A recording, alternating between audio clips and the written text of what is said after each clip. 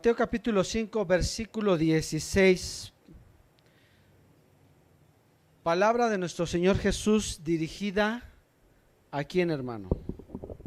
A sus discípulos y a quienes estaban del pueblo escuchando el mensaje que en ese momento nuestro Señor Jesús estaba dando. El mensaje de nuestro Señor Jesús en su ministerio fue dirigido hacia el pueblo de Israel. Hoy usted y yo somos parte de ese pueblo, porque no es judío, dice el apóstol Pablo, el que lo es de carne, sino el que lo es de fe. ¿Ok? Muy bien. Y nuestro Señor Jesús empieza a hablar con ellos acerca de la vida de un verdadero hijo de Dios. Y entre estas partes quiero resaltar este versículo, porque hay muchos otros que menciona varias cosas, pero quiero desarrollar solo este pasaje a través de una historia que vamos a leer ahorita. Y esto está en Mateo 5:16, dice así: así alumbre vuestra luz delante de los hombres, para que vean vuestras buenas obras y glorifiquen a vuestro Padre que está, ¿en dónde? En los cielos. Ahora, aquí es importante ir desmenuzando este pasaje muy rápido. Dice, así alumbre vuestra luz. ¿Quién es nuestra luz, hermanos? Es Cristo nuestra luz. Es la palabra que Él nos dejó, nuestra luz. Esa palabra tú la traes en tu mente. Yo creo que todos aquí conocemos la Biblia. ¿O hay alguien aquí quien nunca ha abierto la Biblia? ¿Nunca ha escuchado un mensaje? ¿Nunca ha leído un pasaje en las Escrituras? Bueno, esa es la luz que está en tu vida. ¿Sale? ¿Me ayudan con la puerta, por favor? Esa es la luz. Ahora, ¿qué dice que tiene que hacer esa luz? Que tiene que, ¿qué? Alumbrar. Porque decía Jesús, no se esconde una luz, ¿verdad? O usted, hermano, compra una bonita lámpara y le pone focos, ¿no? Que hoy luego hay lámparas muy vistosas y luego le pone una cobija encima. Usted la pone en un lugar donde luzca, ¿verdad? Sobre todo cuando es un candelabro, una lámpara llamativa. ¿Para qué es? Para que luzca. Entonces la palabra de Dios tiene que lucir en mi vida. Tiene que ser algo que yo no necesite estar diciendo con mi boca soy cristiano. Tiene que ser algo que se vea en lo que soy y en lo que hago. ¿Sale? Entonces esta luz se alumbra a través de ¿qué? De vuestras, dice, vuestras obras. ¿O cómo dice? Buenas obras, tiene un adjetivo ahí. No nada más son obras. Tienen que ser buenas obras, porque decía nuestro Señor Jesús, todo buen árbol es conocido por su buen fruto. Porque todos vamos a dar fruto, pero unos para perdición y otros para vida eterna. ¿Qué fruto está creciendo en este momento, hermano, en tu corazón, en tu matrimonio, en tu familia? ¿Qué fruto estás sembrando en el corazón de tus hijos? Algún día vas a dar fruto. ¿Cómo va a ser? ¿Vale? Y dice entonces que cuando estos buenos frutos surgen, ¿esto qué hace? Glorifica a vuestro Padre que está en los cielos. Mira, hermano, vamos a ser bien honestos. Hoy en día es difícil encontrar quizá un buen ejemplo para seguir. Porque como humanos, como cristianos, somos dados a la imperfección. Pero la Biblia nos da ejemplos y el día de hoy vamos a estudiar uno de esos ejemplos. Hay dos jóvenes en la Biblia, de los cuales, hermano, cuando usted lee la historia completa, no encuentra algún reclamo de Dios hacia ellos. Puedo pensar en tres, pero en realidad son dos los que de plano no les encuentras. El primero de ellos, Josué. Cuando la Biblia describe a Josué, desde que él camina con Moisés, es un joven obediente, intachable. Cuando llega el tiempo de la conquista de Canaán, de la tierra prometida, ¿a quién escoge Dios para suceder a Moisés? A Josué. ¿Y en qué momento Josué falló? Todo el tiempo fue obediente Josué. Y su más grande éxito militar, su mejor estrategia para vivir la victoria de Dios fue la obediencia. Y todavía cuando él termina de repartir la tierra, él le dice, bueno, miren, todavía hay naciones paganas, todavía hay tentación en este lugar para ustedes. Elijan a quién sirven. Pero mi casa y yo serviremos a Jehová. Y Josué se fue de este mundo dando instrucciones, en Josué capítulo 28, dando instrucciones de no se aparten de Jehová, no se aparten de Dios.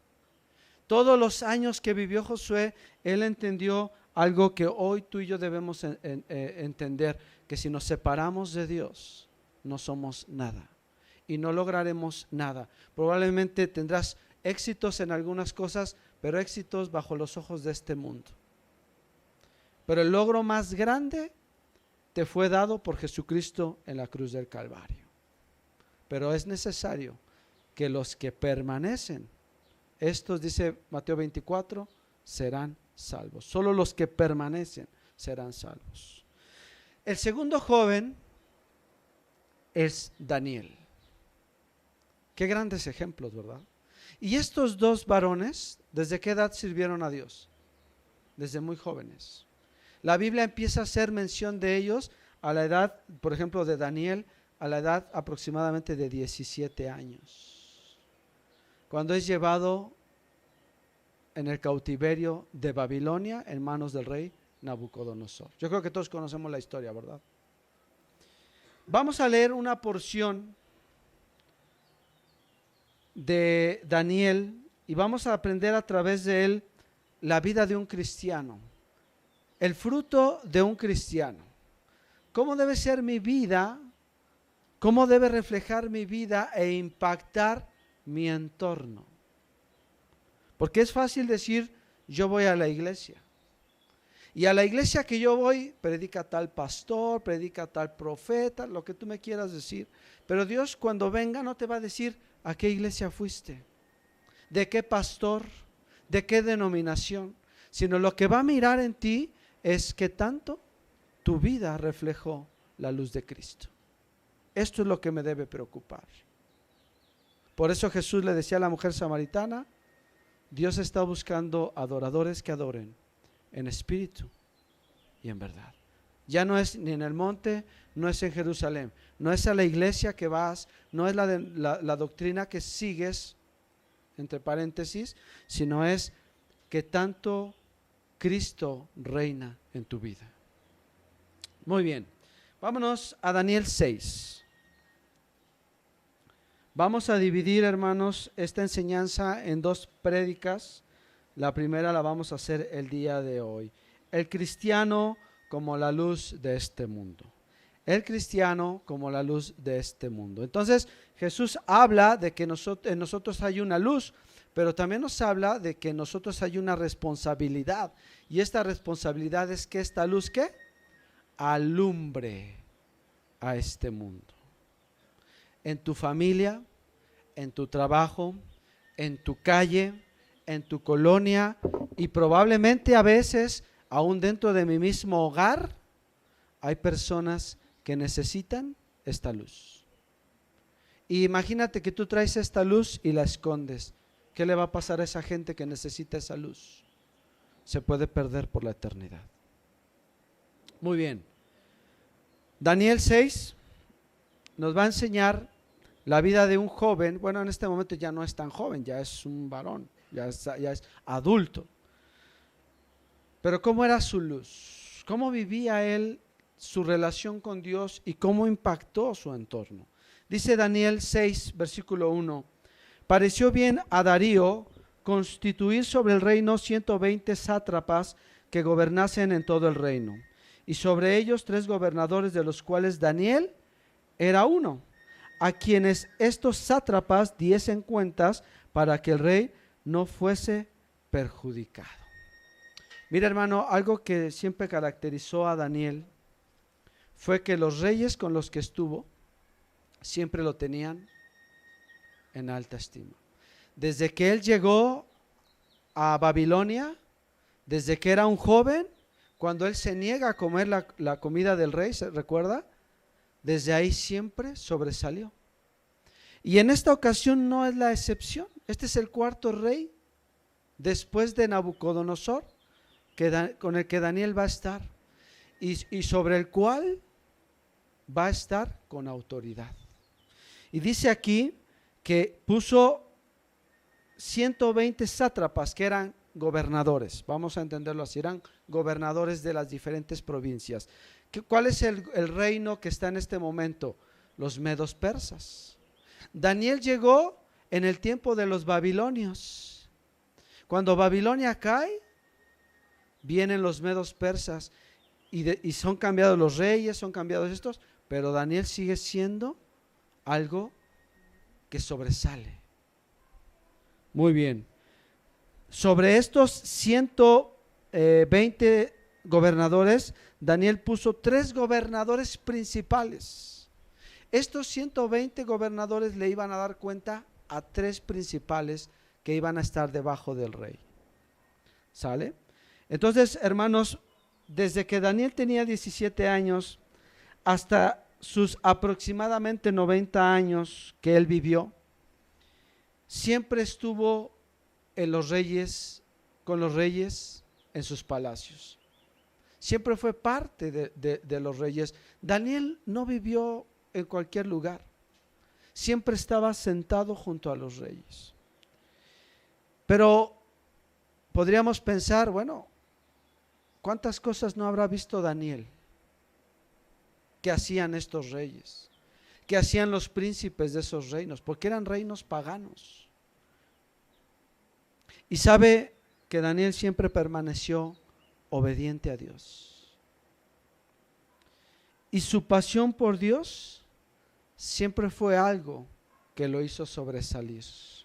Yo te quiero preguntar hoy, hermano, ¿tú estás apasionado por Dios? Hoy puedes sentir necesito orar, necesito leer la palabra, quiero escuchar otra predicación, quiero conectarme los lunes a orar, etcétera. Estoy hablando en nuestro contexto como Iglesia Dirección de Vida. ¿Te apasionas por Dios? ¿O hay cosas más importantes en tu vida que Dios? Es que ¿por qué no me salen las cosas? ¿Por qué en mi trabajo no me va bien? ¿No? Y en este momento ponte a un lado de Daniel. Daniel siempre sobresalió, pero no para su propia gloria. Su luz siempre fue para darle gloria ¿a quién? A Dios. Porque Daniel estaba apasionado por Dios. Podía haber vivido enojado con Dios, ¿verdad? Señor, me arrebataron de mi familia. Tenía solo 17 años cuando me llevaron cautivo. Me quitaron de mi nación, destruyeron mi ciudad. ¿No tenía razones Daniel para vivir enojado con Dios? Pero ¿qué dice la Escritura? Y Daniel propuso en su corazón no contaminarse con la comida del rey. Y cuando la Biblia habla de la comida del rey, no solo se refiere a la comida literal, los banquetes, sino está hablando de todo lo que el rey les ofrecía a esos jóvenes: placeres, dinero, diversiones, poder, influencia. ¿No es esto lo que anhela el hombre? ¿No es esto por lo que se afana todos los días? Y Daniel propuso en su corazón decir: nada de esto me afanará a mí. ¿Vale? Versículo 3. Pero Daniel mismo empieza a describir la Biblia. ¿Cómo era Daniel? ¿Cómo sobresalía Daniel? Pero Daniel mismo era superior a estos sátrapas y gobernadores. O sea, no podía evitar. No solo el rey, la autoridad se la había dado, ¿verdad? Porque en la vida, hermanos, tenemos 2 tipos de autoridades. La autoridad a la que tienes que seguir y la autoridad a la que deseas seguir. Cristo, cuando vino, no se vino a imponer, ¿verdad? Le dice a Pedro: Pedro, yo podría en este momento orar y decirle a mi Padre que envíe ángeles y que me libre. No necesito que tú me ayudes. Pero yo no he venido a eso. Porque a Cristo, hermanos, lo seguimos por amor. Somos esclavos de Cristo, dice el Salmo, por amor a Cristo. Dice, ¿qué quiere decir esto de ser esclavo? Es decir, el amor liga a una persona con otra. Sí, muy bien. Pero él mismo era superior a estos sátrapas y gobernadores. También sobresalía de los otros dos gobernadores. Porque había en él, y nos empieza a explicar, ponga atención en esto, hermano, porque había en él, ¿en quién? En Daniel, él es un espíritu superior. ¿Quién era este espíritu? ¿Quién estaba sobre de él? El Espíritu Santo, la presencia de Dios estaba sobre Daniel. Cuando Moisés sube al monte, ¿qué es lo que encuentra? Que llama su atención y sube, ¿y qué es lo que ve, hermano?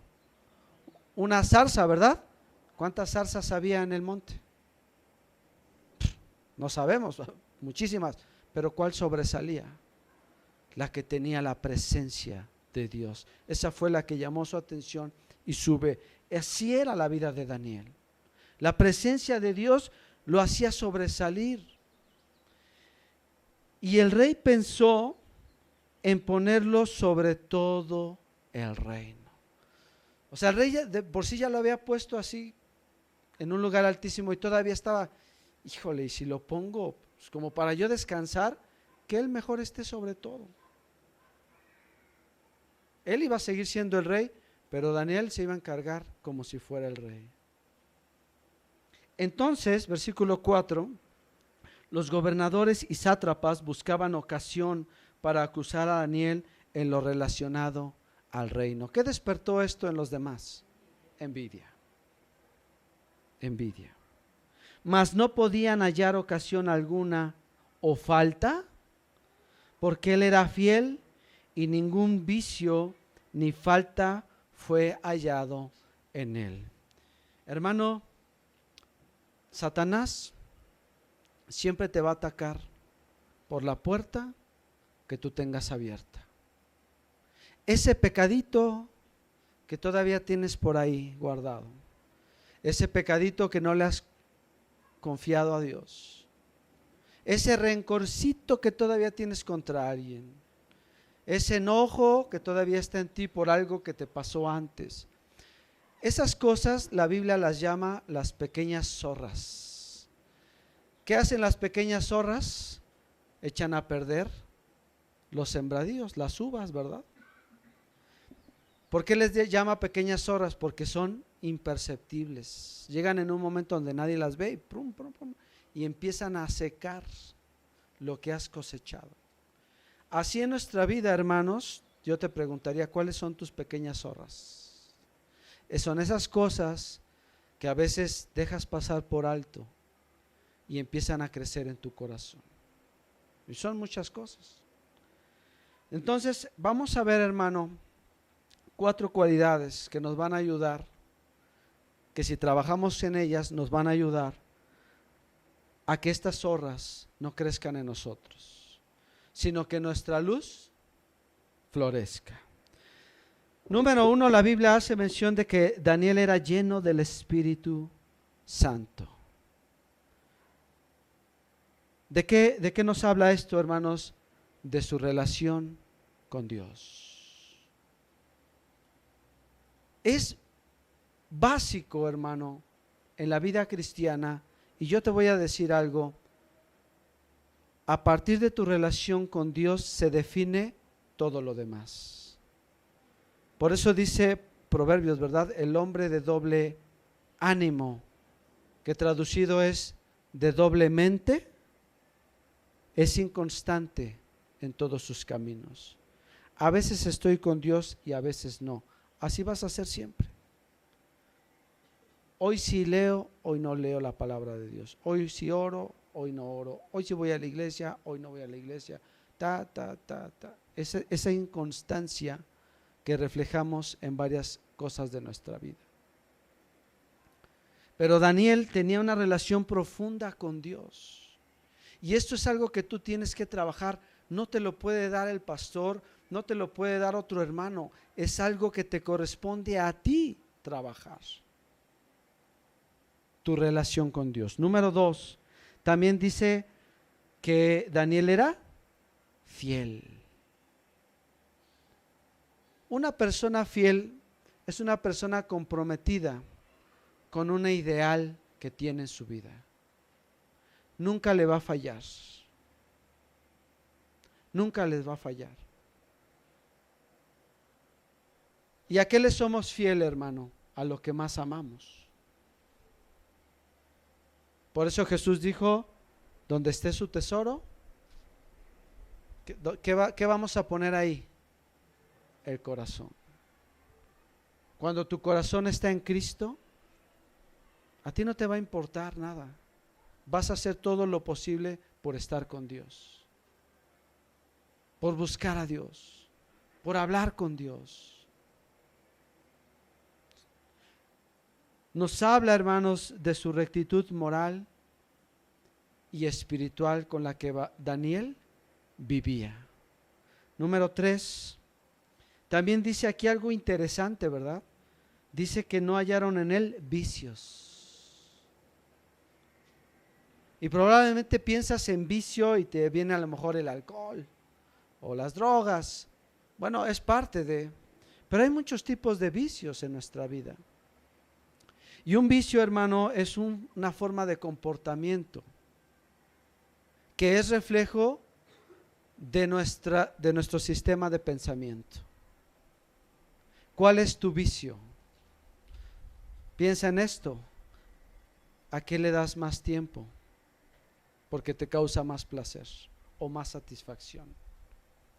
Puede ser el dinero, puede ser una persona, puede ser literalmente el alcohol, la fiesta.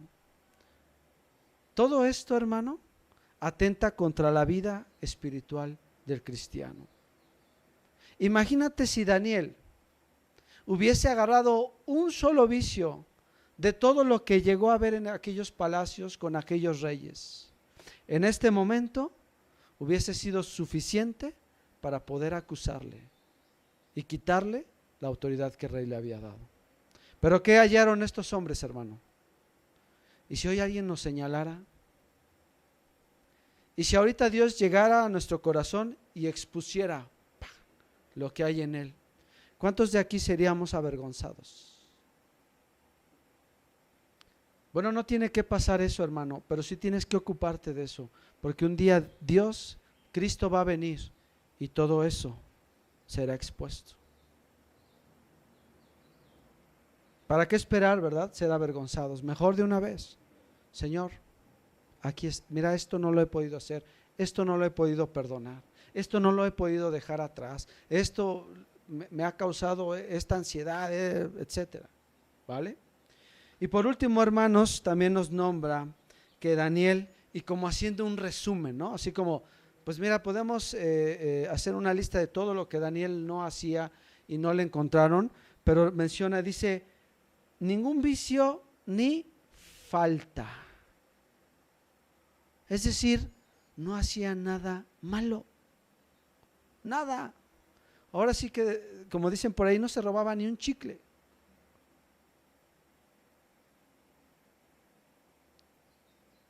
Señor, dice el salmista, ¿quién entrará en tu presencia para adorarte?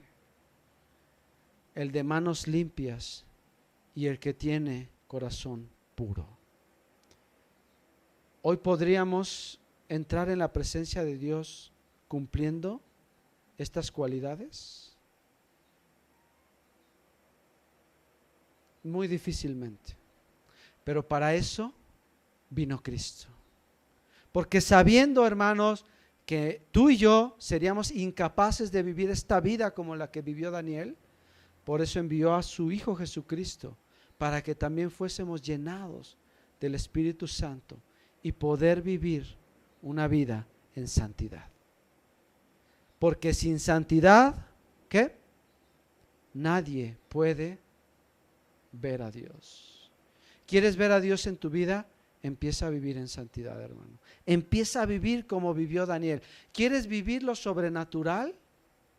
Porque Dios es un Dios sobrenatural y Dios es espíritu, y para percibirlo debemos vivir en el espíritu. Pero ¿cómo vivo esto? Cuando busco su santidad. Versículo 5. ¿Se anotaron las 4 cualidades de Daniel? Lleno del Espíritu Santo, fiel, sin vicios y sin faltas. Muy bien. Entonces cuando te digan, oye, pues una mordidita y te dejo ir, bueno, ni modo, me va a salir en 2,000 pesos la multa. Pero mejor ser hallado justo delante de Dios a participar del pecado del hombre. Versículo 5. Entonces dijeron aquellos hombres: no hallaremos contra este Daniel ocasión alguna para acusarle, si no la hallamos contra él en relación con la ley de su Dios. Bueno, esto, hermanos, es una inspiración diabólica. Ellos pensaron lo siguiente: Daniel no hace nada malo, entonces ¿qué podemos hacer? Pues vamos a hacer que lo bueno que hace se convierta en algo malo. ¿Les suena esto? ¿Les suena esto? Isaías 5:20. ¿Qué dice Isaías 5:20? Este pasaje se llama los ayes de los malvados. ¿Qué significa la palabra ay en el hebreo? Dolor, castigo para aquellos que. Esto significa. Versículo 5:20. Ay de los que a lo malo dicen ¿qué? Bueno. Pero es normal que a veces en el matrimonio pues haya infidelidad. Es normal. Es normal que tengas relaciones sexuales antes del matrimonio. Tienes que probar con esa persona para ver si son compatibles. Es normal una mentirita. Es normal. Y empezamos a normalizar, ¿qué, hermanos? El pecado, lo malo. Y de pronto lo que era bueno, cuando tú dices, yo no voy a participar de eso, es payaso, sangrón, espantado. ¿Por qué no participas de nuestros pecados? Esto es obra de Satanás. Por eso, hoy, hermano, si tú dices, esto es pecado, hombre, tú eres retrógrada. Tú deberías vivir en el tiempo de las cavernas. La iglesia es un lugar de poca tolerancia. ¿Tolerancia a qué? Pues sí, la iglesia debe ser un lugar que no tolere el pecado. Por eso Jesucristo le escribe a la iglesia en Tiatira, ¿verdad? Y le dice, tus obras son buenas, estás creciendo, pero tengo contra ti que toleras a aquella mujer que hace pecar a mi pueblo. Está muy padre lo que haces, pero cuando tú toleras el pecado, Dios está en contra tuya. Entonces, mejor que el mundo nos llame retrógradas, intolerantes, con mensajes de odio, está, gloria a Dios, a que me digan, ay, es que Dios es amor. Jesús es amor, claro, pero también es santo. Y el pecado no tiene comunión con la santidad. No hay comunión entre la luz y las tinieblas. ¿Sale? Entonces, ¿qué hacen estos hombres? Esa es su estrategia. Hacer que lo bueno de Daniel ahora sea perseguido. Ay, ¿a poco te pega tu mujer? Mandilón. ¿A poco tú todavía eres de las mujeres que le tiene que pedir permiso a su esposo? ¿A poco eres de esas mujeres de antes? Este es el mensaje que hoy se escucha en las escuelas, en los trabajos, en la televisión, en la música. Y ahora estás mal si haces esto. Entonces estos gobernadores y sátrapas se juntaron delante del rey y le dijeron así: Rey Darío, para siempre vive. Todos los gobernadores del reino, magistrados, sátrapas, príncipes y capitanes han acordado por consejo que promulgues un edicto real. ¿Quiénes se pusieron de acuerdo? Todos. ¿Por qué? ¿Todos contra quién? Contra Daniel. Todo el mundo está contra la iglesia, hermano.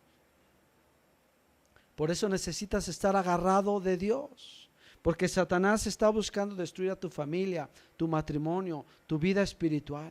Y si tú sigues coqueteando con el mundo, Satanás te va a arrastrar.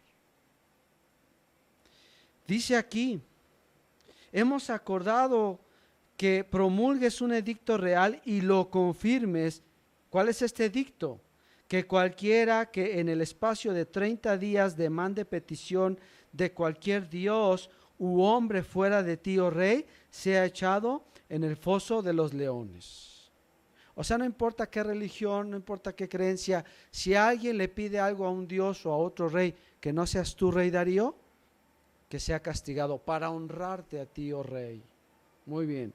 Continúa diciendo versículo 8, ahora, oh rey, confirma el edicto y fírmalo para que no pueda ser revocado, conforme a la ley de Media y de Persia, que es el imperio, la cual no puede ser abrogada.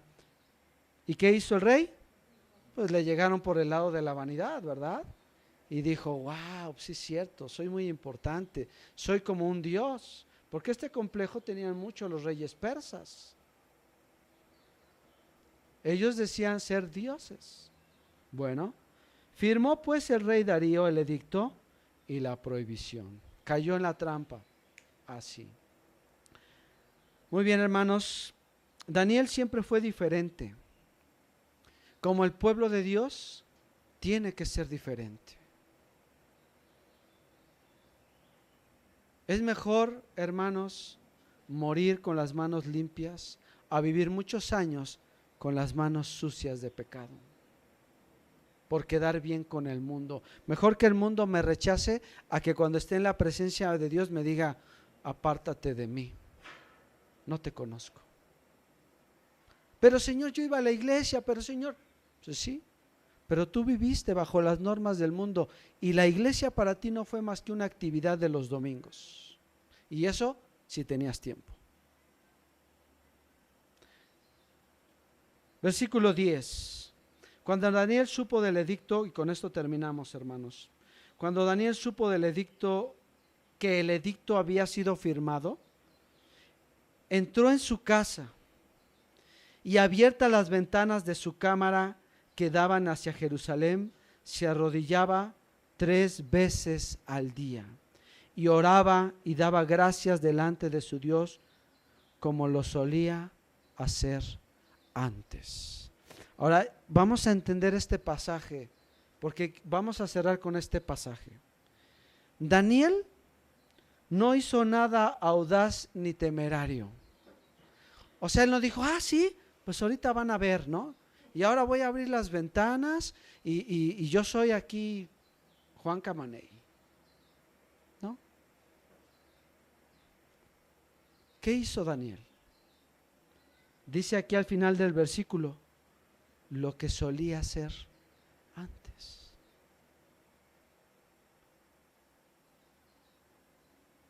No quiso retar al rey, no quiso retar a nadie cuando él abría esas ventanas. Él solo quería seguir haciendo lo que hizo por muchos años.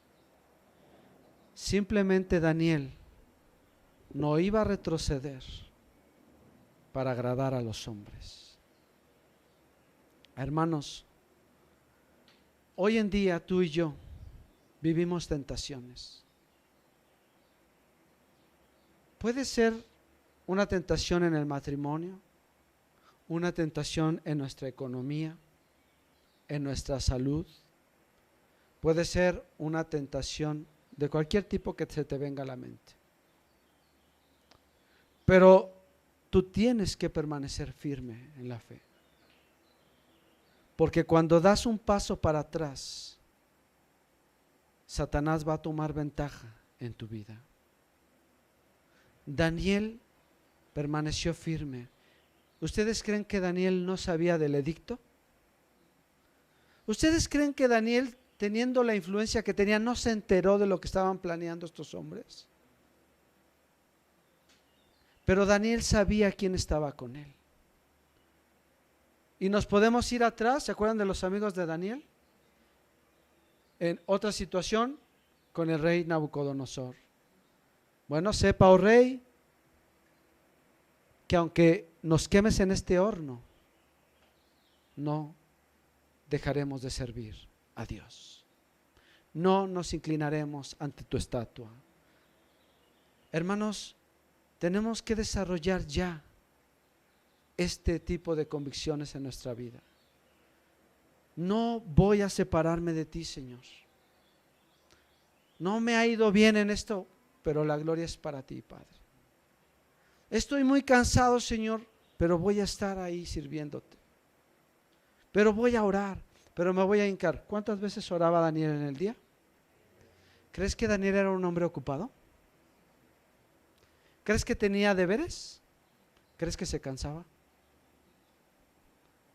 Estaba al frente de nada más ni nada menos que de la potencia mundial en ese momento, los medos persas. ¿Crees que era un hombre muy ocupado? Y aún así Daniel apartaba su tiempo para orar 3 veces al día. ¿Y tú crees que sus oraciones eran: ay Señor, bendíceme Padre, pongo en tus manos mi vida, a ti la gloria, la honra en el nombre de Jesús, amén? Y se paraba y se iba.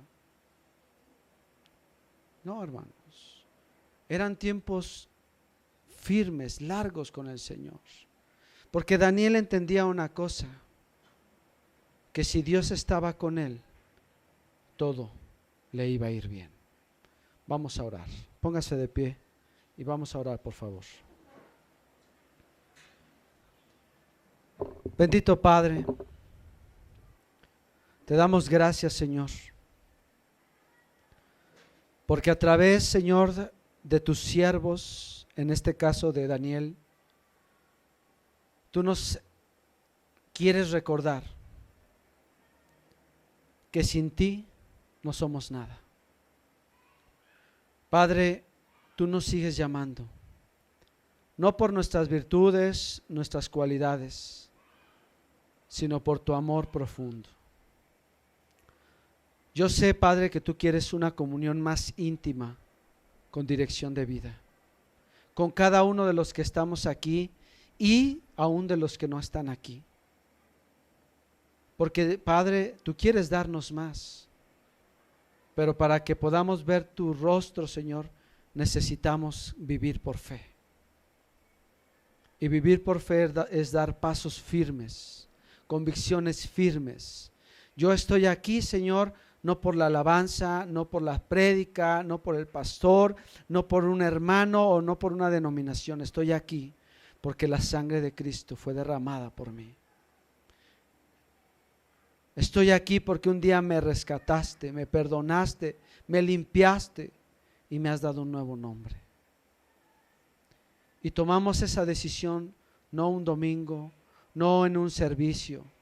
Tomamos esa decisión día con día, cuando decimos no al pecado, cuando dejamos atrás la vida sin ti para proseguir a la meta que nos aguarda por delante. Señor, yo te pido, Padre, que nos ayudes a moldear nuestro carácter, nuestro corazón y nuestra mente para vivir como Daniel. Que podamos alimentar nuestra relación contigo, Señor, para vivir llenos de tu Espíritu Santo, para vivir fieles a ti, Señor, para vivir, Señor, lejos de los vicios, lejos, Señor, de las tentaciones que este mundo día con día nos ofrece.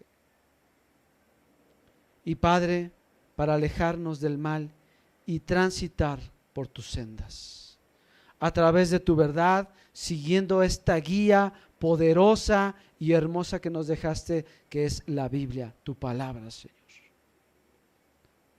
Bendice, Señor, a tu pueblo y guárdanos del mal. Y como oraba y nos enseñaba nuestro Señor Jesús a orar, líbranos, Señor, del mal.